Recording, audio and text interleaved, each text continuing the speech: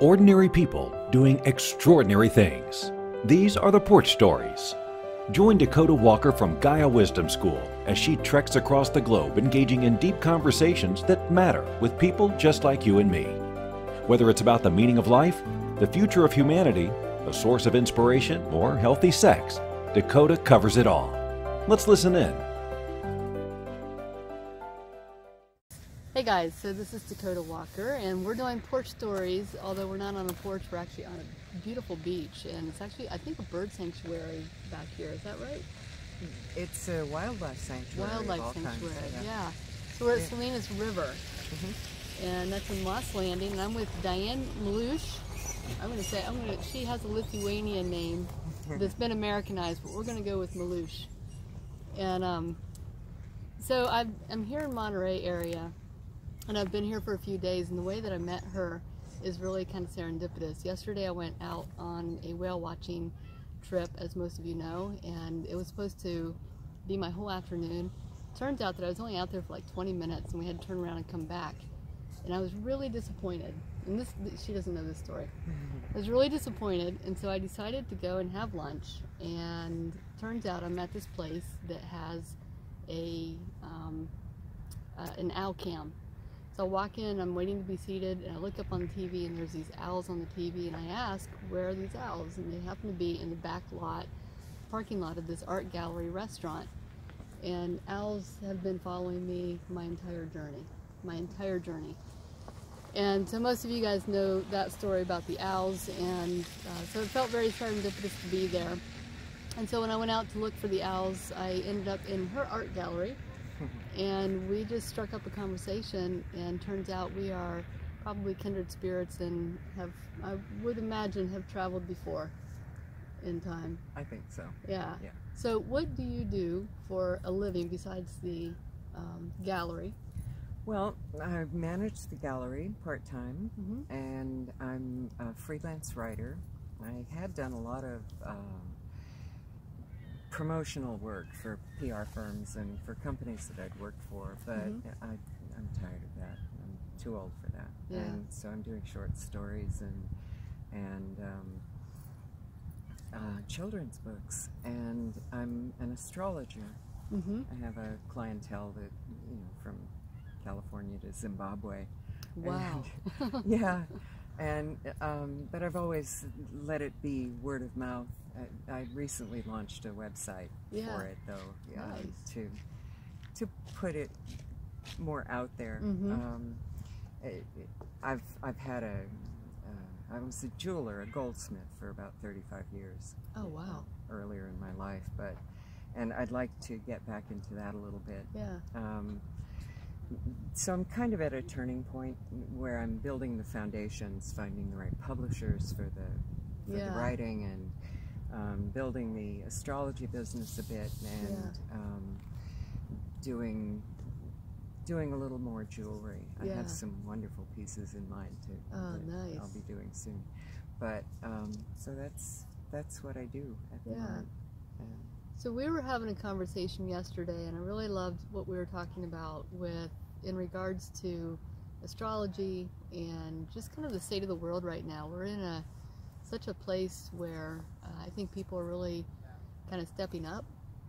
I certainly see it in the mentorship, and the people that come into the mentorship, they're ready to take that next step in their life to really step into their power and be that change and kind of reflect that spiritual truth within their life. And in our conversation yesterday, we were talking a bit about that, and kids coming into the arena now, and how astrology plays into that. How do you see, like when you look through the lens of astrology, given our current situation, especially here in America? I mean, it's all over the world, but here in America, what do you see in terms of the stars aligning? Oh, and that's a broad question. Gosh, there's so much, because whether it's our perceptions or the solar system in general, everything is waking up. Yeah. And the planet itself is waking up. recently we had a yod to Neptune, and that's there's been a crack in the veil, and people are kind of. I mean, I have people getting in touch with me often and saying, "I think I'm going crazy," you know, because everything is deja vu. I go up to people and say, "Haven't I met you before?" And they go, "No, I just got here." You know, things like that. And the lag time between thought form and manifestation has gotten way shorter. Way shorter. But in terms of the kids, that's a generational thing with Pluto. And my generation, I'm crowding 70. Yeah. And my generation was born with Pluto in Leo. Okay. And so it was the discovery of the I am presence. Right. Okay. And we had to ride the slipstream. We had to hurl ourselves into brick walls to make that an opening for that to happen in the mass. And for many people, they're still kind of trying to hit that head on. A lot of people don't even really understand what the I am presence is, and it's really just God within. God within. God within. And we contain the entire universe. Yeah. And everything is connected, and we're all, so there's the perceived duality and multiplicity of individuation, but really it's all part of the same organism. Yeah. And so, you know, the 100th monkey happens constantly these days. Yeah. It's just, it's flying. Yeah. So, but this generation my son's generation have Pluto in Scorpio. And they were the transformers. Right, I was going to say they're the executors, the ones that are kind of like the indigo kids. Yeah, it's life and death transformation. Yeah. You know, and then we had, you know, Pluto takes 247 years to go around the chart. Oh, so, wow. I didn't realize that. It's slow. So, and it's retrograde half the time. Yeah. So, thank God. Because then we get to percolate and rehash what we've been through in terms of the transformations. The third pass of a retrograde, you know, direct, then, which is the impact, and then retrograde, which is the review and the percolation. Then when it goes direct again, we can put the information to use and really apply it and have somewhere to put it. And so as yesterday we were talking about how, you know, the work that we've done in our lifetime, the kids come in now standing on that. They're done. Yeah, it's their foundation. Yeah. And so they don't have to do that same work. They get to move on from there. So we're playing leapfrog. Yeah. Always have been, really. I have a dear friend who's got a 15-year-old son, and he's, you know, without even knowing it, he's spilling spiritual truths to her. Right. And she doesn't know where he's gotten this from, but it's like it's a DNA encoding that they come in with. Right. Well, it's like yesterday I was telling you that my son, when he was about 4, asked me what everything was made out of. Yeah. So I questioned him for a while to find out if it was what he was really asking, so I could answer it properly. But I sort of condensed the theory of superstrings for him and told him that, you know, everything's made out of vibrating filaments of light. Yeah. It's holographic. It runs on our thought forms, and the vibration at which it vibrates, the resonance and the vibratory rate determine the form. Yeah. And then I said, "Is that what you wanted to know?" And he said, "Yeah, thanks." Went back to coloring, and it was like, okay. Great kid. Yeah, that's my boy. Yeah, and to that, it's like they take it so matter-of-factly. Yeah. It's not a surprise to them. No. It's almost like you're turning on the switch of remembering for them. Right. Well, and the things that I've had to tear the cobwebs away from and really work hard to get to in my life, spiritual, what feel like truths to me. I talked to him about them, and he goes, yeah. It's a matter of course. Right. And that gives me such hope. Mm-hmm. You know, it's like the Parkland kids. Yeah. And when he said, "Welcome to the revolution, we've got this," and I just I just got chills. "Oh, I can just sit back and channel light, and that's all I have to do." And they're doing the legwork, and they've got it. Hold the space for them. Yep, hold the space. Hold the space. Keep it open. Yeah. And that's such a beautiful, for me, and I'm sure for you, we've been at the spiritual, like, hammering at it for 20, 30, 40 years, 50 years. And I think that for people in our age group, it's kind of refreshing to see how easy it is.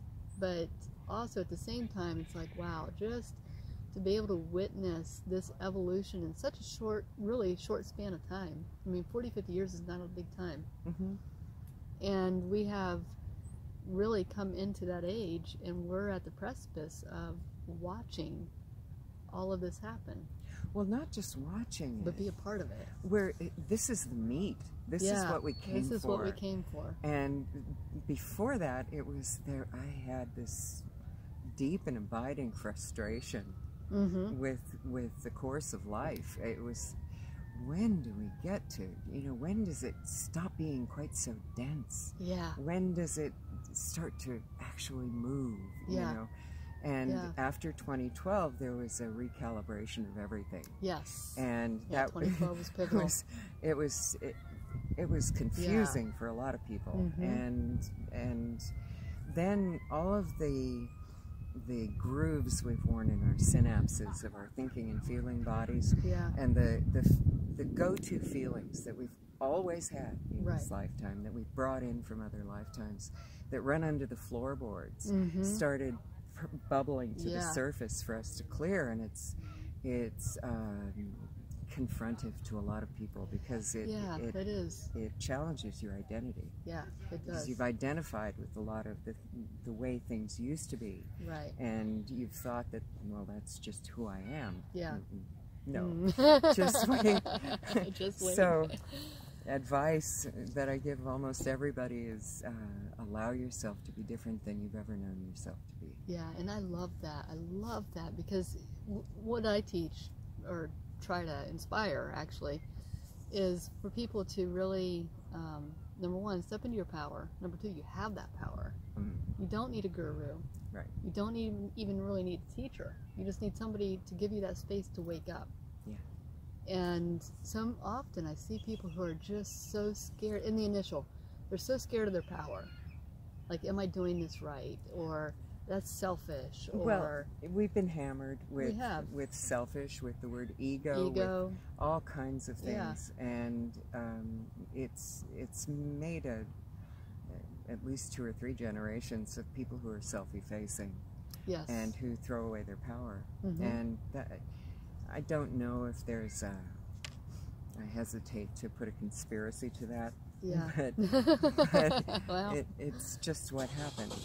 It is what happened. And the other thing about people owning their power is that every single human manifestation is unique. Yes. And valid and valuable. Yeah. And we all seem to tend to take ourselves for granted.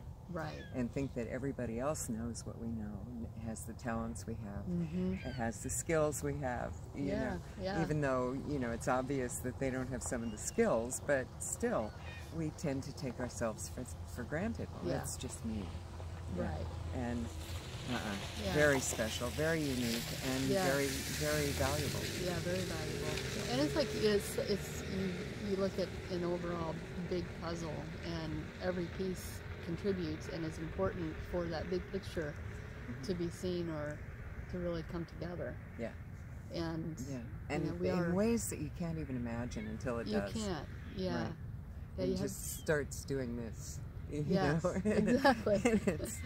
Wow. And that's the thing. It's like, if you're really stepping into that truth, you're operating from that truth, you can't do wrong. If you're really honoring your talent, your skills, your power, and honoring humanity, and coming from that heart center, no matter what you contribute or how you are in a day, like you say, you don't know who you're affecting. Well, there's another important piece to me, which is we are all massive beings of light. Yes. We're spirits that inhabit this little holographic body for that long. Yes. At a time. Okay. Yeah. We seem to accomplish a few things, but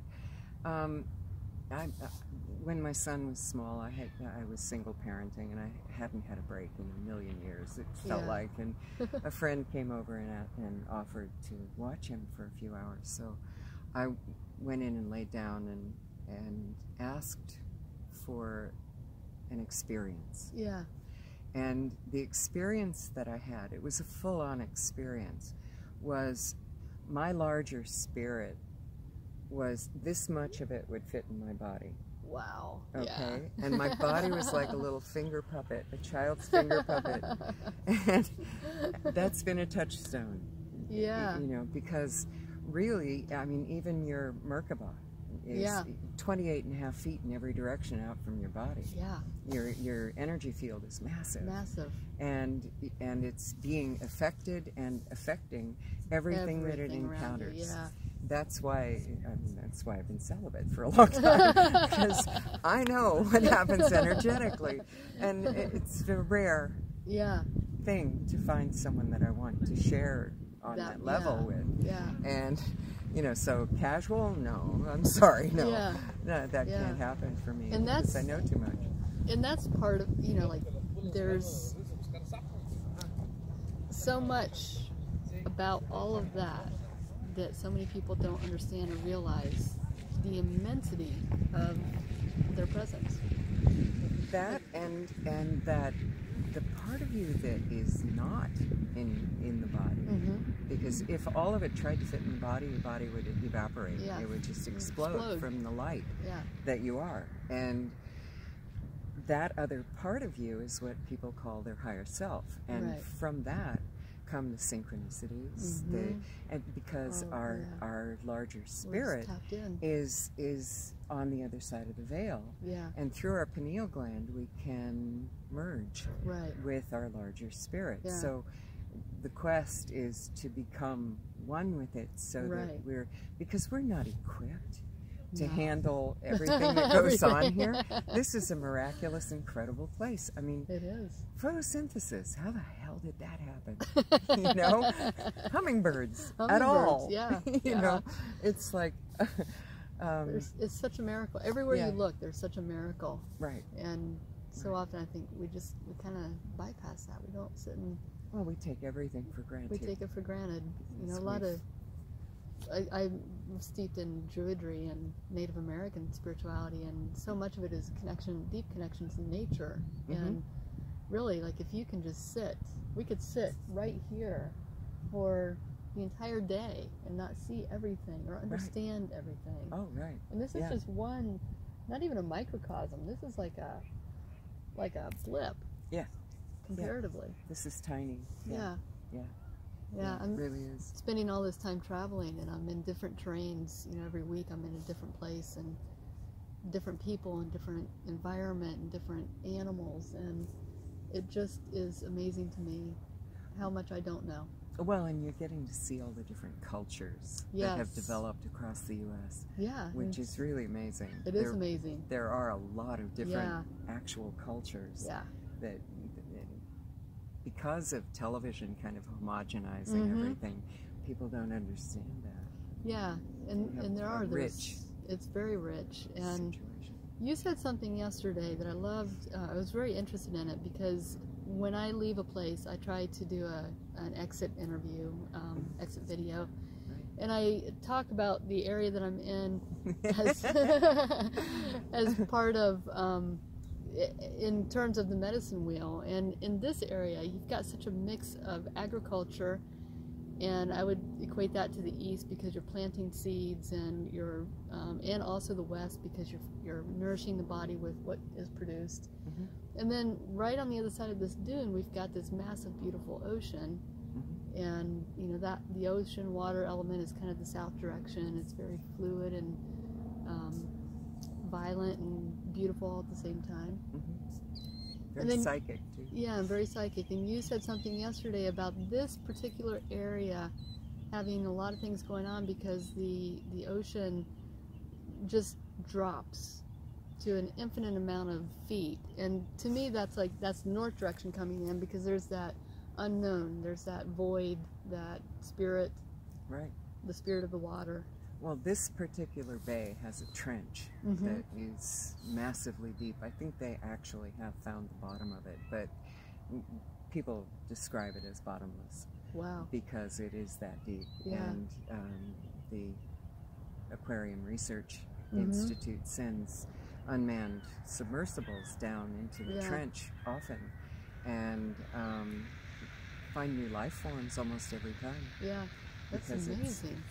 Yeah, and we get a lot of whales coming through because of the depth. It's cold water and the plankton blooms and they come in and feed. Oh, so this is always a stop for the whales. So we have a lot of cetacean activity.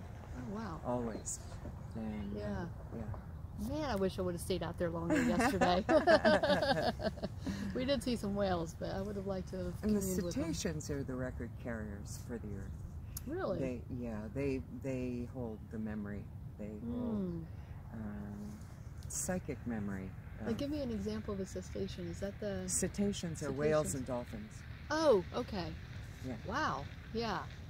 So in a way, they're kind of the elders. Yes. They hold the ancient past. Right. Wow.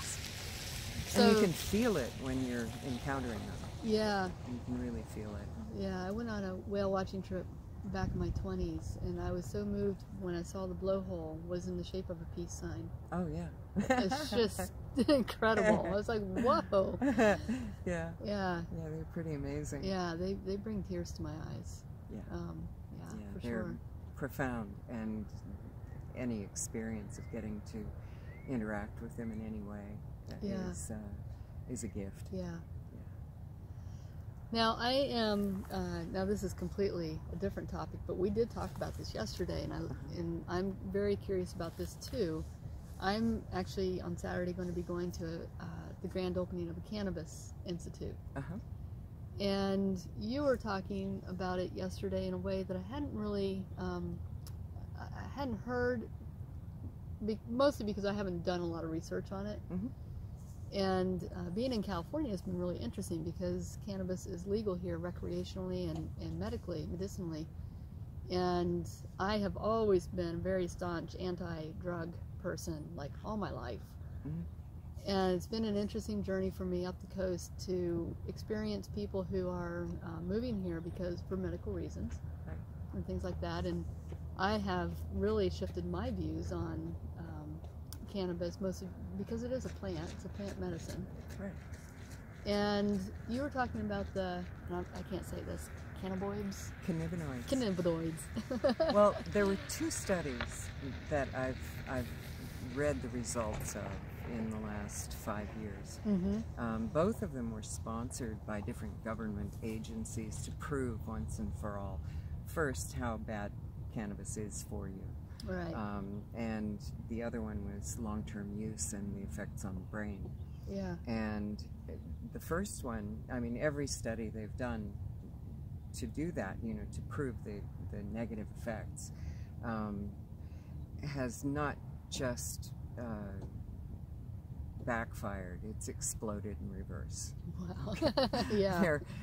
What they found with the one study was that every single system in the body, from your bones to your skin, have cannabinoid receptors, which means that we produce cannabinoids ourselves. Wow. And that we need them in every system in our body. And the bottom line is that cannabinoids help the cells communicate with each other. And without enough cannabinoids in your body, you can experience everything from infertility to failure to thrive. Right. You know, it's crucial to have cannabinoids for survival in this state. The other one was the one about long-term use and the brain. And for a long time, neuroscientists thought that you can't regenerate brain cells. But now they've figured out that you actually can.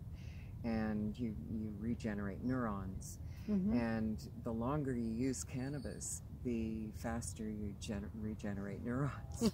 So complete opposite of what they were looking for. They were looking for, yeah. So, oh yeah, it dumbs you down. It makes you stupid. Yeah. It makes you, no. It just makes your cells. And of course, any illness is about the cells not communicating well. Right. And it being a situation of not being whole. And cannabinoids actually help with holistic healing by allowing the cells to communicate better. Yeah. Yeah. This would have to be an entire Porch story, I think, this subject, because I think what I feel is that we are, you've done a lot of, you used to study world religions. You've done that, and she also studied physics to bring science and spirituality together. And that's kind of my passion too, is bringing those two fields together. But when you look at the history of religion and such, like the 432 hertz and geofrequencies, and how all these things that once used to be to bring us up and into our light and our power were taken away. And there's that whole conspiracy theory, let's dumb them down, let's take these power tools away and create a sick and codependent humanity, so that that was organized religion as well. So organized religion and governments world. can have that control. Right. And now we're at that time, the age of women and the sacred feminine coming into power, and we're reclaiming these tools that were once taken away. And I think part of it too is the base resonant frequency here, the whole resonance of the earth is different now after 2012. Yeah. And the balance of light and dark has shifted, and darkness being in charge is no longer supported. Right. And of course they're not going to go down without a fight. And yeah, there's evidence. But it's crumbling. And the more they try to grab power back, the more obvious they become. And the less power they will end up with. And the same is true with I think the training that we've had, the social conditioning of religion. And because at the beginning of the Christian movement, there were all these little sects studying the book of Philip, the book of Thomas, the book of Mary, the ones that are not in the Bible not in the now. Bible. But if you read the direct translations from Aramaic of the Dead Sea Scrolls or the Nag Hammadi finds, or any of the ancient texts that have been found, what you find is copies of the Book of Philip, the Book of Thomas, and they all were Gnostic. That's a Greek word meaning to know. And it's to know God within yourself. And each of those sects had one thing in common, which was that they were promoting in their own way spiritual autonomy. And so of course, the Roman secret police couldn't have that. And they couldn't stop it. So they took it over. And there we have it. So that only the priests were allowed to learn to read and write. I mean, it got that bad. For mathematics was against the law. It was the Arabian countries that kept mathematics alive for hundreds of years during the Dark Ages. The math was the work of the devil. When everything here, everything is mathematical. Math. Everything is math. Everything. So, it's it's such a that's a deep subject. Really. We could go on and on. Yeah, we could. We need to do some podcasts online. Continue the conversation. I would love that if you're ever interested. Oh, you bet. Because I think it opens up questions and ponderings for others, curiosities for them to explore, and even just to have a little, just give you a little tangent to, take this and go with it and see where it takes you. Right. And find your truth within that. Well, and again, everyone's so unique. Yes. And the tools, there are so many There's so many tools, so many. And whichever ones resonate for anybody are what they should use. Yeah. And that's what's right for them. Yeah. Like I said yesterday, sailors are the most opinionated people on the face of the earth. And every one of them is right. Yeah. What works on their boat works on their boat. You're right. And that's true of humans. Yes, it is. In general. That is very true. And especially the spirit. How you feel your own spirit, how you show your own spirit, how you communicate with everyone else's spirits is unique to every single human being. Yeah, truly. And, we each have that unique signature that is only for us. Right. Yeah. Yeah. Yeah. And we play with each other. Well, and course, all part of one organism. Yeah. I mean, it's like the aspen forest that you can see from space. We're all connected under the ground. Yeah. That's a great analogy. I like that. I like that a lot. So, two last things. One is astrologically. If right now, what should we look for, or if anything, or what's coming down the pipe that we need to be aware of? Well, right now we're in the meat of it. We this next lunar cycle, each lunar cycle has been increasing in intensity, and the one that we're just finishing now, there will be a new moon on Sunday, the 15th, and it's like a bell ringing when you have aspects in the sky, and you can't unring that bell. So it's not just about the time that it happens, it's about afterward as well, because the resonance has changed. Yes. And we have a yod to Saturn, but there's coming up, and the new moon itself is conjunct Uranus, and the mother is back. Okay, Ceres has been a heavy player in the sky for quite some time now, and she's conjunct the North Node, almost. They're moving into conjunction. Okay. And the North Node moves retrograde always, and Ceres is moving forward, so they're coming together. Okay. And the North Node is about our path in life, and Ceres is the largest of the asteroids, and she's round, and she is considered really a planetoid. And she's about the divine feminine. Oh, beautiful. And so it's nurturing, it's nourishment, it's food, it's all of the above. Yeah. But when I see a heavily aspected Ceres, which has been so for the last couple of years, I know that the mother is here. Nice. And she's back, and we're not finished. Back. We're not finished. Yeah. We've only just started. And so she's merging with our path in life at the same time as aspecting. She's part of she's sending an inconjunct to Saturn, which has traditionally been about the father. It's about the limitation that allows form. If there weren't certain limits in physics, everything would just be wafting clouds of electrons. Right. Right? Right. So, no container. Right. It's about time, it's about form, it's about foundations, building new foundations, which is what we're doing. And there's a yod forming for this new moon to Saturn. Wow. And so what a yod does, the energy of a yod is really interesting. It's two inconjuncts joined by a sextile, Pallas in the sky, which is another asteroid, goddess of wisdom. I like that. Is the other, so there's a sextile between Ceres and Pallas. Yeah. And so the mother and the path are infused with wisdom. Wow, beautiful. Okay. But both of them are shooting inconjuncts to the father, which means possibly uncomfortable adjustments that need to be made. Oh.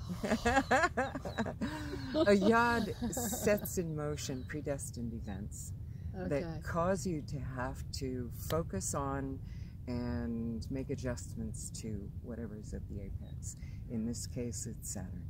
Okay. So that's about work, it's about self-discipline, it's about foundations, it's about, you know, it rules Capricorn. It's the heaviest, densest. The metal that's associated with it is lead. Oh, Okay. jeez. So, well, no, you know, I used to rail in my youth, which ended last week, about the axiom, there is no freedom without discipline. Yeah. Yeah. I've embraced it full on. Wow. Because it's true. Yeah. It's true. And yeah. I've had to tell a couple of my clients recently who are going, you know, because of everything that's going on, and it rattles you to the core. It does. It does. That there will reach a point where we look forward to the next challenge.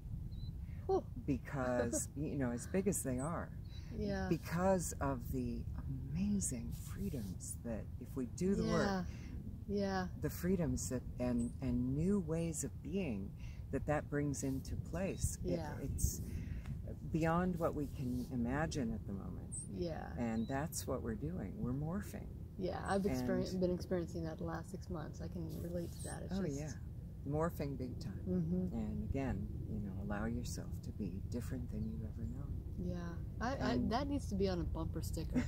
I'll put it on Betsy. Okay. I love that. Be ready to be different. How did you say that?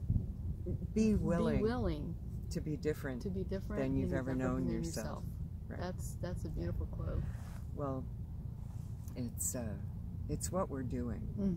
We're literally morphing, and for the last 2 years in particular, after we recalibrated for a while, and everyone has their own pace with that, so it depends on where it falls in your chart. It's all, you know, and everyone's chart is simply a reflection of them.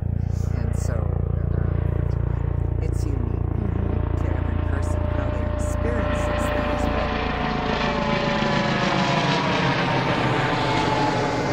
Coast Guard. But we have a theme going on of morphing, of deep, serious morphing, and we are the shift. Yeah. What we do within ourselves is reflected. Yeah. It can't be otherwise. Yeah. So embrace it. Don't fear it. Yeah. You know, and that's a big thing to say. That's a big thing. Yeah. Because fear is so easy to fall into. Oh. That's our knee-jerk reaction. Well, we hold so many fears that we don't even know we have. Right. Until we're able to release them. So, and then we see them and we start, you know, clawing at ourselves, and gentleness with yourself is primary. And loving yourself. Mudra is the other, it's one of my favorite tools. And so when I see the rockers doing this, I go, oh yeah.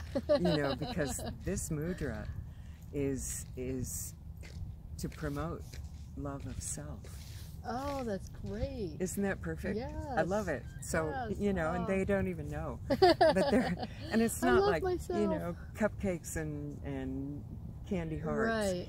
It's more of taking care of yourself in a way that that actually shows love, and treating yourself as you would treat someone that you absolutely treasure. Yes. Yeah. So beautiful reminder. We take ourselves for granted. We do. Yeah. We do, and we are so unique and beautiful. Yeah. What? Last question. What has been the most extraordinary moment of your life? Well, the most extraordinary moment of my life so far, I mean, I've had a lot of really extraordinary moments. It's a really hard question to ask people. Like, you said you were going to ask me that yesterday, and it was 12 years in the making. It happened in slow motion. And it started when the dump truck of death parked itself on my doorstep. Oh. And I lost everyone I loved except my brother and my son, even my dog, my beautiful 20-year-old nephew. Oh. Aunts, uncles, parents, everybody gone. And I had to deal with all the estates. I had to, you know, and I was single parenting a very special child who required my focus and my attention. So I was toast, and I learned how to drive through a waterfall of tears, you know. Wow. And my ex-husband and I had an agreement that when our son reached a certain age, he would go to live with him. Mm-hmm. And just after my dog was the last one, just after the dog died, it was time. And legally, I didn't have to keep my word, but children should always know their fathers. Right. And the only way you really know someone is to live with them. So I kept my word, and it was one blow too many. So the only thing I could think was to sell my house, buy a sailboat, and rock on the water until the rhythm of my blood was the same as the ocean. Oh, wow. That was the only thing I could think of that would heal me, that I thought would heal me. So I did that, and I sold my house, went to South Florida, and bought this exquisite, soulful little Bahamian smack boat that was built in 1952 out of mahogany. Beautiful. She was just sweet. And I was sailing around the Keys a little bit, and I had a slip in a harbor, and I met this man. He was from North Carolina. What accent. Pretty boy. Oh my God. Ass over tea kettle. It turned out I had met him in a dream 2 years before I met him. Oh, wow. So it was cosmic. It was intended. But it was a serious mismatch, and it didn't end well. So I sold the boat. By the time I got back to California, my heart looked like a ripe peach that somebody had chucked off a 20-story building onto concrete. You know, and for a couple of years, I just looked at it and not knowing what to do with it, you know. Do I get a fire hose and wash it away? Do I walk away and pretend it's not mine? Do I get a snow shovel and put it in a bag? And that's what I opted for, was the snow shovel in the bag. So I'm trudging through life with this bag over my shoulder with this dripping, horrible heart, you know. And one day I was out in the woods walking with a friend. She went off behind a tree to relieve herself, and I sat down on the log and put the bag down. In the space of less than a minute, I re-experienced vividly and completely, but really quickly, every single one of those heartbreaks, every one of those rendings. And when it got to the last one, my heart exploded. And I started to laugh, because all that time I'd been looking for ways to put together the pieces of the old heart that I had known. And the space that was inside me now was the whole universe. Oh my God. I was watching galaxies twirling in the distance. It was, you know. That's making me cry. And like you said, you know, what is 10 years in the scale of what we spend here? You know, it's nothing. It's nothing. So 10 years of grief, and what it comes down to is intent. Is it your intent to wallow, or is it your intent to heal and transform? And you can tell your own intent by the results of your actions. And that was probably, so far, the most life-altering event that I can remember. Wow. Brought tears to my eyes. It was, well, how else do you rip your own heart open? How else do you get there? How else do you get there? You know, and now I look at a picture of Jesus or Hanuman, you know, ripping their chests open, the bloody beating heart, and I know that. I know where that is. I see the women in Ethiopia with the starving babies, and I'm one with them. I'm right there. You know, there is one heart, and we are it. We are it. And it's the whole universe. It is, and to recognize that in a single moment, in an entire lifetime, in a crowd of people, in the solitude of your own space, is what it's about. Yeah, and allowing yourself to fully experience whatever it is, whether it's grief or joy, or, you know, because if you don't fully experience it, then you're always clinging to it. And the Dalai Lama gave a wonderful quote that you can apply in a million ways. He was talking about relationships, but relationship with yourself too.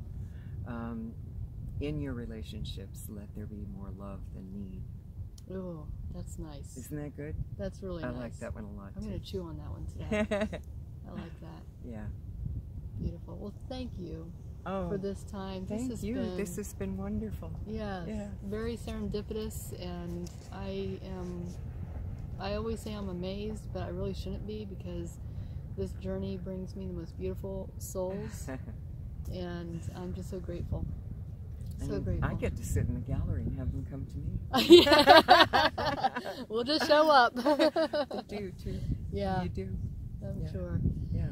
So I like to provide your info down below if you're open to people contacting you for maybe astrological readings. Oh, absolutely. Please visit my website. Okay. I update it twice a month with the new and full moon, with what the aspects are and what the energies of that are. Yeah. I don't do mundane predictive astrology. Okay. You know, you're not going to meet a tall, dark, handsome stranger. Oh, good. Necessarily, unless that's part of what you want to do. Right. But I read the energies in someone's chart, and I can help them find themselves. It's spiritual astrology. Great. Yeah. So you're very welcome to share my website information and so down below we'll have your name and website, and is that the best way to contact you through your website? Through my website, or with my phone number even. That's fine. All right. Yeah. We'll provide it all down below, and seriously, if you would like to do some more like virtual tea time, we have tea today. That would be fantastic. I think it would be we could do this again. Yeah. Or maybe I'll come back to Salinas. There you go. Or you can come up and meet me somewhere. Okay. Yeah. She's like a traveler. Done a lot of it. Yeah. Done a lot of it. All right. Well, thanks, guys, and we will see you next week, or whenever I do my next porch story, which may be on the cannabis farm. Oh, that'd be fun. Yeah, that would be fun. Good smelling, too. Yeah. All right, bye, you guys. And please comment down below what you've taken away from this video, from our conversation, and let's keep the conversation going. And again, find her details, and if you're looking for some clarity about your astrological reading from a spiritual standpoint, I guarantee you this is the one you want to contact. So, and I'll see you guys in another video. Bye, guys. Did you enjoy this episode? There's more. Head on over to DakotaEarthCloud.com and find more interesting porch stories.